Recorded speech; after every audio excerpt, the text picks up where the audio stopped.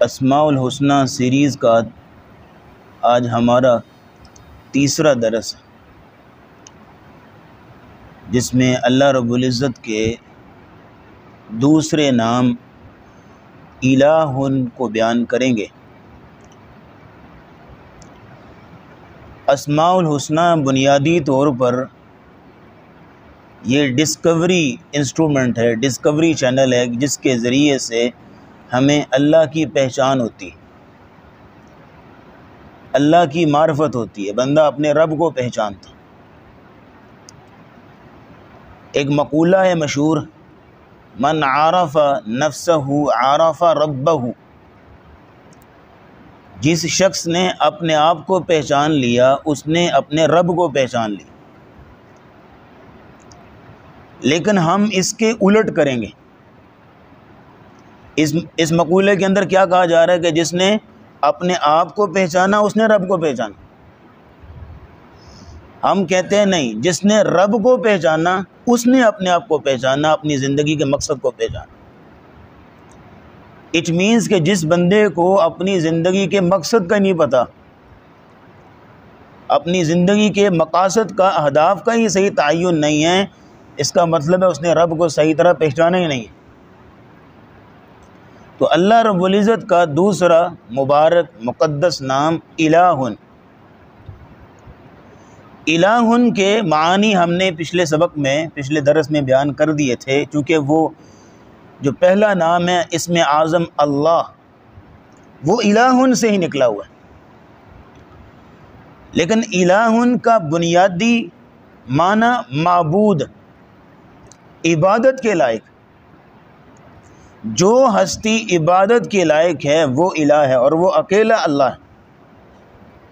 الہ کا معنی معبود، کلمہ میں آتا ہے لا الہ الا اللہ۔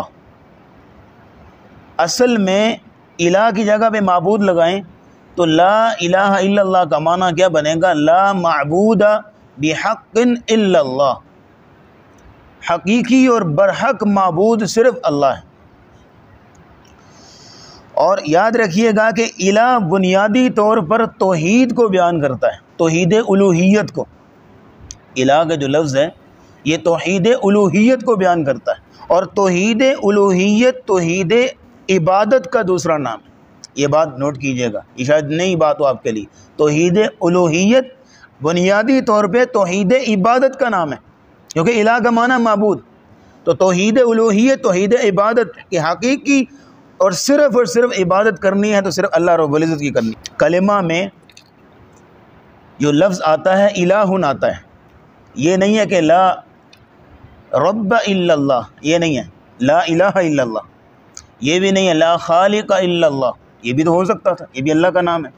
لا رحمان الا اللہ، لا رازق الا اللہ، کوئی اور نام، 99 نام ہے، اتنے سارے نام ہیں اللہ کے، کوئی اور نام بھی تو ہو سکتا تھا۔ لیکن کلمہ توحید میں الہ، یہ اللہ کا جو صفاتی نام ہے اس کا ذکر کیا گیا۔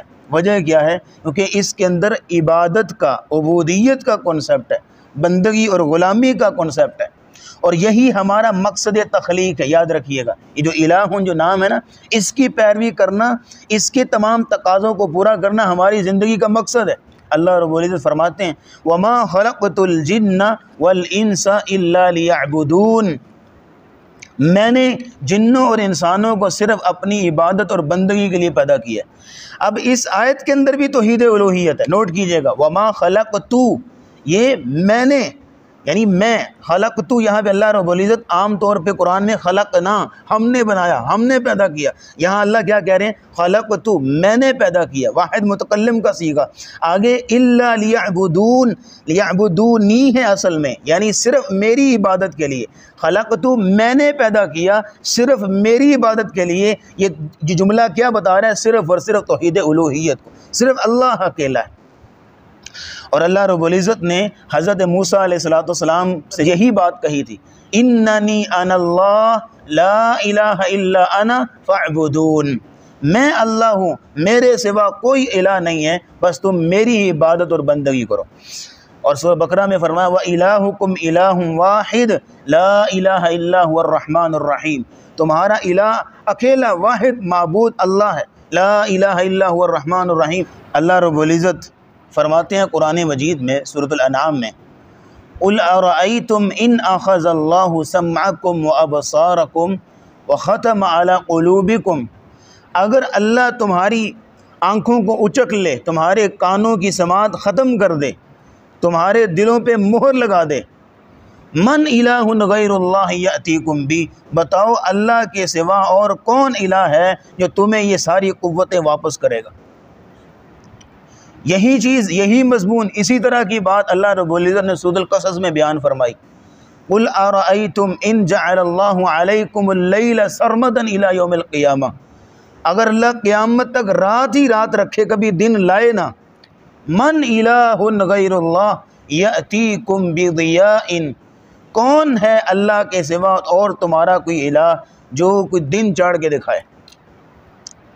اسی طرح کی بات اگلی آیت میں پھر کہی، رات کے تعلق سے، دن کے تعلق سے فرمایا گیا، ان ارائیتم ان جعل اللہ علیکم النہار سرمدا الی یوم القیامہ، اگر اللہ دن ہی جو ہے وہ چڑھائی رکھے پوری قیامت تک، تو پھر کون ہے جو رات لے کے آئے تمہارے لیے۔ تو الہ کا مفہوم سمجھنا ہو، ابھی ہمارے پاس اتنا وقت نہیں ہے کہ تمام آیات کا ترجمہ کیا جائے، الہ کا مفہوم سمجھنا ہو تو 20ویں پارے کا جو پہلا صفحہ ہے نا، وہ سارا الہ کا کانسیپٹ بتا رہا ہے۔ ہر آیت میں آپ کو کہا جاتا ہے اِلٰہ مع اللہ، یہ کام اللہ نے کیے ہیں، تو آیت کے اینڈنگ میں اللہ کہہ رہے ہیں اِلٰہ مع اللہ، کیا اللہ کے سوا اور بھی کوئی الہ ہے؟ تو یہ ساری آیات کیا بتا رہی ہیں؟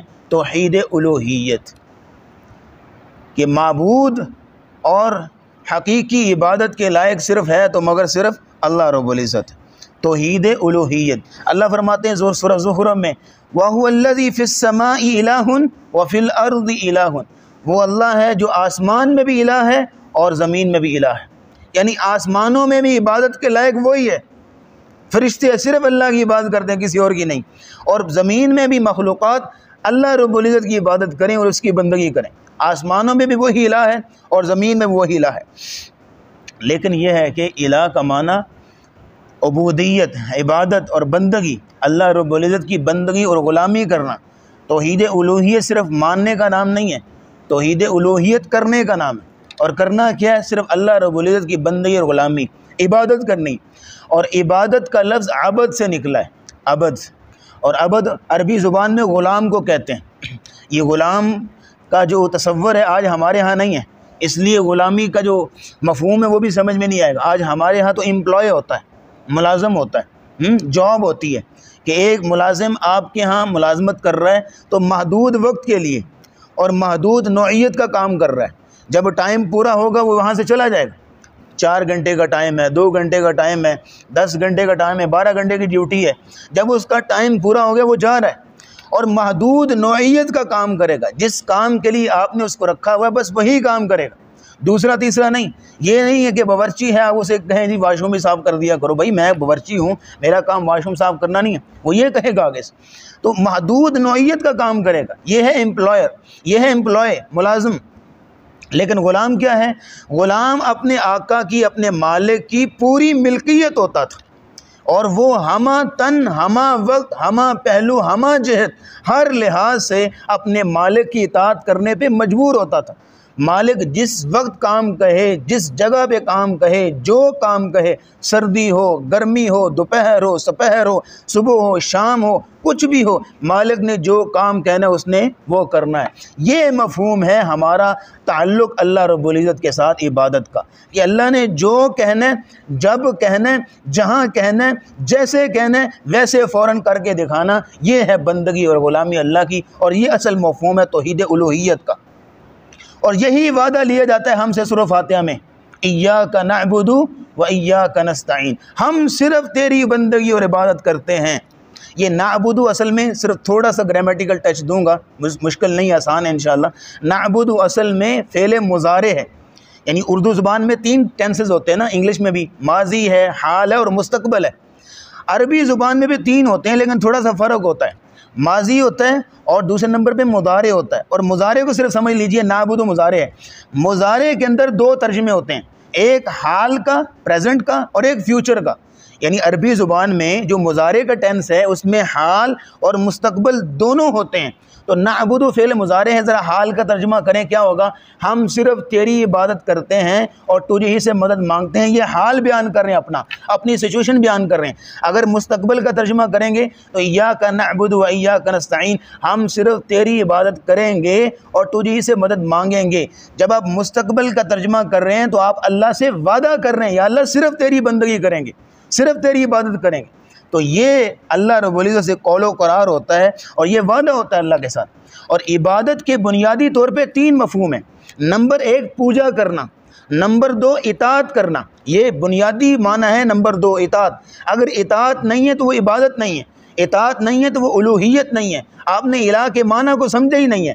دیکھیں قرآن مجید میں آتا ہے لا تعبدوا الشیطان, لوگوں شیطان کی عبادت نہ کرو. تو تاریخ میں کوئی بھی ایسا نہیں ہے جس نے شیطان کی پوجا کی ہو, ابلیس کی پوجا کی ہو, اس کے آگے سجدہ کیا ہو. تو یہاں عبادت کا مفہوم کیا ہے؟ لا تعبدوا الشیطان, شیطان کے کہے نہ مانو, شیطان کے پیچھے نہ چلو, اس کے قدموں کی پیروی نہ کرو. تو اطاعت بنیادی مفہوم ہے عبادت کے اندر. 2 معنی ہو گئے. تیسرا معنی ہے بندگی اور غلامی کرنا, جو ابھی میں نے امپلائی اور غلام کا جو فرق بیان کیا. بندگی اور غلامی کرنا, یہ 3 مفہوم ہیں عبادت کے. اور عبادت کی 4 قسمیں, اور چاروں کی چاروں قسمیں اللہ رب العزت کے لیے.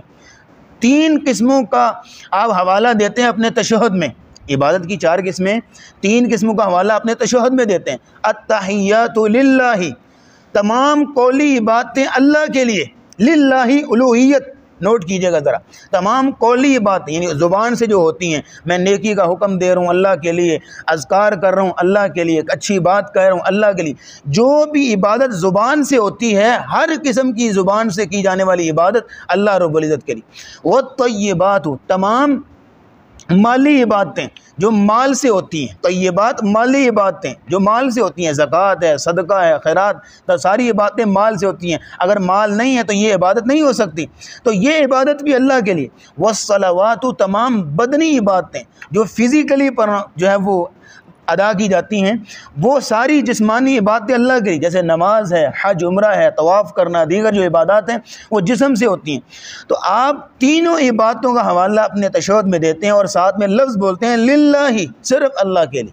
یہ ہے توحید الوہیت. اور چوتھی عبادت ہے قلبی عبادت, کہ دل میں جو عبادت ہوتی ہے وہ بھی اللہ کے لیے. دل میں کون سی عبادت ہوتی ہے؟ توکل, خشیت, خوف, اعتماد, بھروسہ, امید باندھنا, یہ سارا تعلق اللہ رب العزت کے ساتھ. اور اللہ رب العزت یہی چاہتے ہیں کہ بندوں کا تعلق صرف اللہ رب العزت کے ساتھ ہو اس عبادت کے کانسیپٹ میں, کہ بندے انسانوں کی اور دیگر مخلوقات کی بندگی اور غلامی سے نکل کر اللہ کی بندگی اور غلامی کریں. یہی انسان کا اصل شرف ہے, یہی انسان کی اصل جو ہے وہ عزت. من احب للہ وابغض للہ واعطى للہ ومنع للہ فقد استکمل الایمان.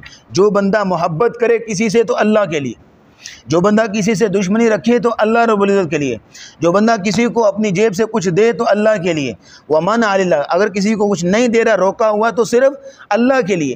جب سارے کام اللہ کے لیے ہوں گے فقد استکمل الایمان, پھر ایمان مکمل ہوگا اور پھر اس بندے کی توحید جو ہے وہ مکمل ہوگی. کلمہ توحید, اس کلمہ کی لا الہ الا اللہ کی, اور یہ جو لفظ الہ ہے, کیونکہ کلمہ توحید کی اساس الہ ہے. اگر کلمہ توحید میں سے آپ الہ کو نکال لیں تو باقی پیچھے کیا بچتا ہے؟ تو کچھ بھی نہیں بچتا. تو الہ کو سمجھیے گا اور کلمہ توحید کی اساس کو سمجھیے گا. کلمہ توحید کامیابی کی اساس ہے. رسول اکرم صلی اللہ علیہ وسلم نے جب پہلی اجتماعی تقریر کی تھی, اس کی پہلی لائن کیا تھی؟ قولوا لا الہ الا اللہ تفلحوا. کامیابی کی اساس ہے یہ کلمہ. اگر کسی بندے کی زندگی میں کلمہ نہیں ہے تو اخروی لحاظ سے وہ کسی صورت بھی کامیاب نہیں ہو سکتا. دنیاوی مادی لحاظ سے چند اس کو روپے پیسے مل گئے, اللہ نے دے دیے, تو ایک ظاہری چیز ہے, لیکن اصل کامیابی ملے گی اس دن جب لا الہ الا اللہ کا مفہوم سمجھ میں آئے گا. دوسری بات نوٹ کیجئے گا, افضل الذکر لا الہ الا اللہ. نبی اسلام نے فرمایا سب سے افضل ذکر لا الہ الا اللہ, اس کا ورد کرنا, دن رات اس کو پکارنا, اس کی تسبیحات پڑھنا, اس کا ورد کرنا سب سے افضل ذکر ہے. تیسرے نمبر پہ تو اللہ رب العزت نے اتنی خوبصورت چیز ہمیں دے دی. تیسرے نمبر پہ نبی اسلام نے فرمایا الایمان بضع و سبعون شعبہ, ایمان کے 70 سے اوپر درجے ہیں, ایمان کے 70 سے اوپر درجے ہیں. فافضلها قول لا الہ الا اللہ, سب سے افضل درجہ اس بات کا اقرار کرنا ہے کہ لا الہ الا اللہ، اس بات کا اقرار کرنا۔ وَأَدْنَاهَا إِمَاطَةُ الْأَذَى عَنِ الطَّرِيقِ، اور سب سے ادنا اور سب سے نچلا درجہ کسی تکلیف دہ چیز کو رستے سے دور کرنا، یہ سب سے ادنا درجہ ہے۔ اور اس کے بارے میں مزید سن لیجئے، تکلیف دہ چیز کو دور کرنا، نبی اسلام نے فرمایا کہ ایک رستے میں تکلیف دہ چیز تھی، وہ لوگوں کو تکلیف دیتی تھی، ایک بندے نے جو ہے وہ اس کو پیچھے کیا، اللہ رب العزت کو اس کا عمل اتنا پسند آیا، اللہ نے اس کی قدردانی کی، اس کے سارے گناہوں کو معاف کر دیے۔ یہ ادنا درجے کی بات ہو رہی ہے۔ جب ادنا درجے کے حوالے سے بندے نے ایک چھوٹا سا عمل کیا، تکلیف دہ چیز کو دور کر دیا، تو اللہ نے اس کو معاف کر دیا۔ جو سب سے افضل درجہ ہے لا الہ الا اللہ، اگر کوئی بندہ اس کے ساتھ تعلق بنا لے تو اس کو کتنے اللہ رب العزت انعام و کرام دے گا، کتنے شرف کی بات ہے، کتنے اعزاز کی بات ہے۔ اور چوتھی چیز نوٹ کیجئے گا، سفیان ثوری رحمہ اللہ فرماتے ہیں لیس شیء اقطع لظہر ابلیس من قول لا الہ الا اللہ، ابلیس کی پشت کو، ابلیس کی کمر کو سب سے زیادہ توڑنے والی اگر کوئی چیز ہے تو لا الہ الا اللہ۔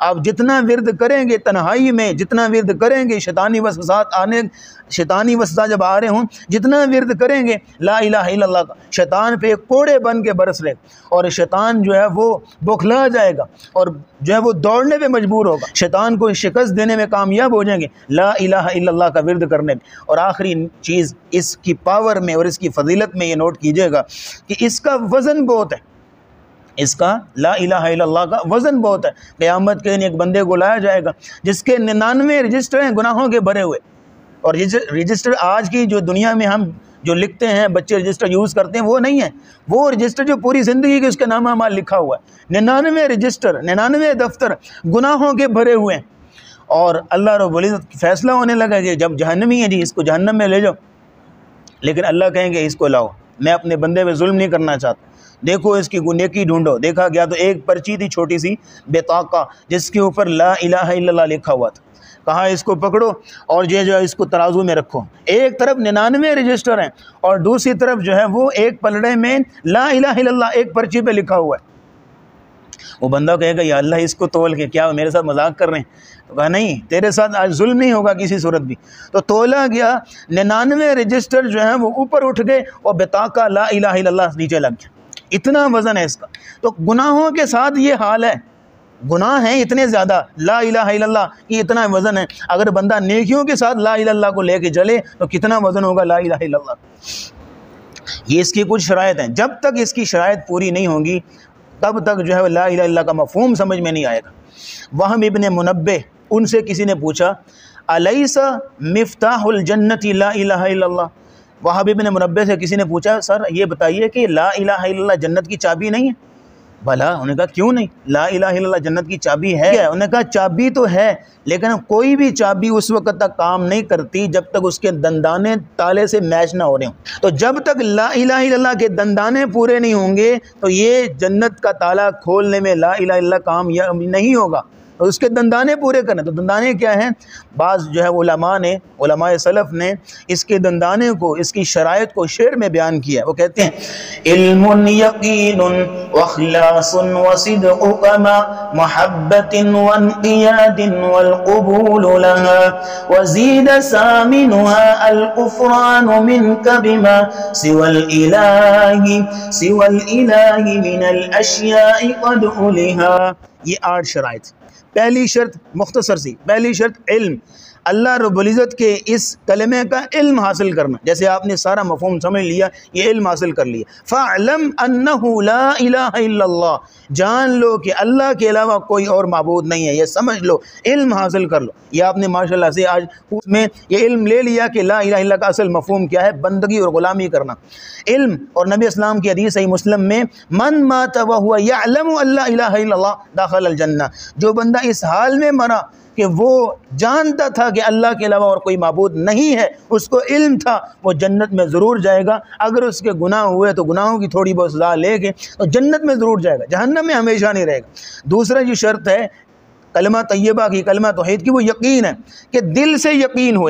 تو ہمارا الحمدللہ یقین ہے، ایمان ہے اس بات پہ کہ اللہ رب العزت کے علاوہ اور کوئی معبود نہیں ہے، کوئی خالق نہیں ہے، کوئی رازق نہیں ہے، کوئی عبادت کا مستحق نہیں ہے۔ تیسری چیز نوٹ کیجئے گا، اخلاص۔ کہ صرف خالص عبادت کرنی ہے تو اللہ کے لیے، عبادت کے اندر کوئی کھوٹ نہ ہو، کوئی ریاکاری نہ ہو۔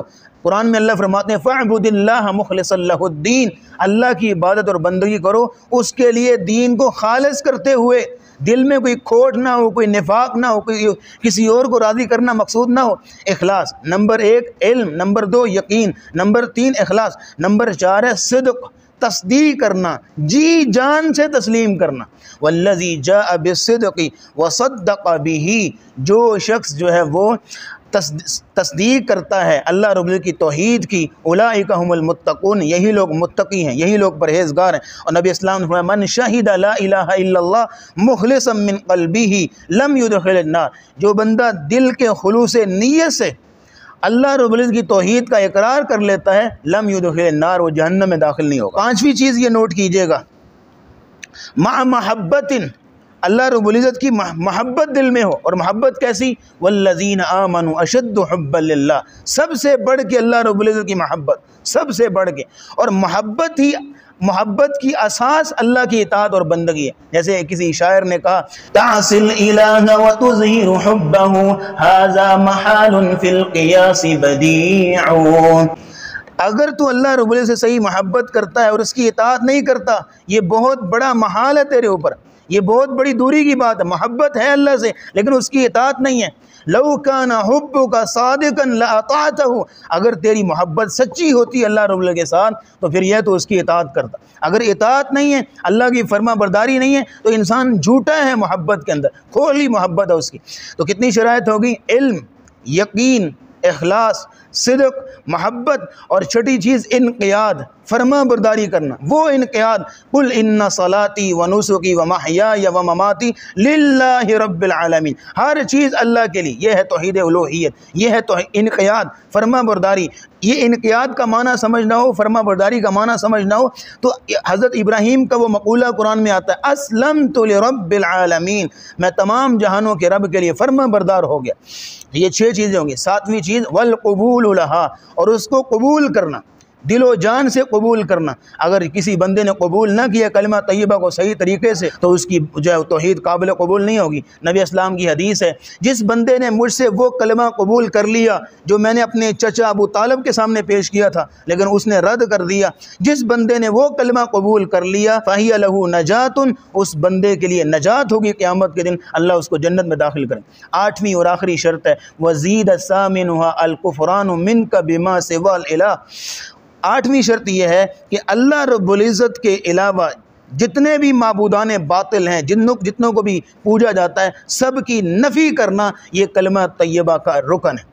لا الہ پہلے نفی کی جائے، لا کی تلوار سے تمام معبودان باطلوں کو کاٹا جائے، جیسے محمود غزنوی نے کاٹا تھا، جیسے حضرت ابراہیم علیہ السلام نے جو ہے توڑے تھے بتوں کو، جیسے جو نبی کریم صلی اللہ علیہ وسلم نے فتح مکہ کے بعد بتوں کو توڑا تھا، ایسے لا کی تلوار سے تمام بتوں کو توڑ دیا جائے، تمام کی نفی کر دی جائے، پہلے نفی کی جائے لا الہ، کوئی معبود نہیں ہے، کوئی رب نہیں ہے، کوئی خالق نہیں ہے، کوئی رازق نہیں ہے، کوئی مالک نہیں ہے، پھر آگے الا اللہ کا جو ہے وہ نعرہ لگایا جائے کہ صرف اگر کوئی معبود ہے، رب ہے، خالق ہے، مالک ہے تو صرف اللہ ہے، پہلے نفی کی جائے۔